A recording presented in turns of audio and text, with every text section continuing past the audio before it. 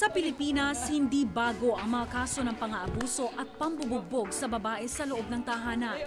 Kaliwat kanan na nga ang mga grupong sumusuporta para sa mga kababaihang biktima ng domestic violence. Pero nang makilala namin si Kiko, hindi niya tunay na pangalan. Isang lihim ang kanyang ibinulgar sa amin. Ang haligi ng tahanan, minaltrato ni Mrs. Paano ko nangyari na kayo ho ang inabuso ng inyong sariling asawa? Marami siyang series of events. Nung una kasi, naramdaman ko na ordinaryong away lang muna. Siyempre, karaniwan naman sa mga mag-aasawa yung gano'n.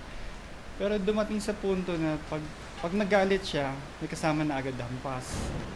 Dumating sa punto na hampasin niya ako ng siga sa mukha, bubunutan niya ako ng kutsilyo.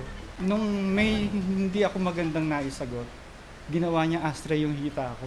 Pero sa kabila nito, nakuha pa rin ni Kiko na makisama sa asawa ng halos 12 taon dahil na rin sa awa at pagmamahal sa pamilya. Naging mahirap bang aminin na battered husband kayo? Unang-una meron pa rin akong stigma no, baka pagtawanan ako. Tsaka sino maniniwala sa akin, mahirap talaga. Pero ang unang tinakbuhan ko pa rin nanay ko, kapatid ko. Maswerte na lamang si Kiko na napunta sa kanya ang mga anak dahil na rin sa kanyang kapasidad na buhayin at pag-aralin ang mga ito.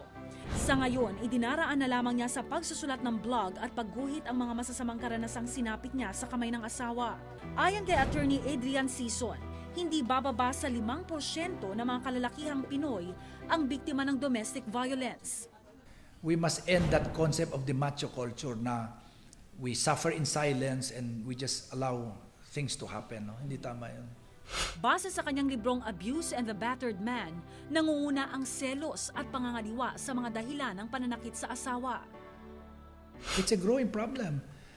Sabi ng isang psychologist, pag yung lalaki raw, hindi mo binigyan ng program for either rehabilitation as batterer, at the same time, a program as victim, bibiktima siya ng ibang tao. Maaring sarili niya, meron nga mga kaso, nagbibigti yung lalaki or nananakit ng babae. Not necessarily yung misis niya, no? Kaya naman ang kanyang panawagan sa mga mambabatas ay maamyendahan na ang Republic Act 9262 o ang batas laban sa pang-aabuso ng mga kababaihan at kabataan.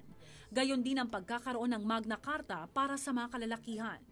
We have to be very careful, lalo na ang mga kalalakihan sa Pilipinas. Do not retaliate dahil ang batas po is not on your side.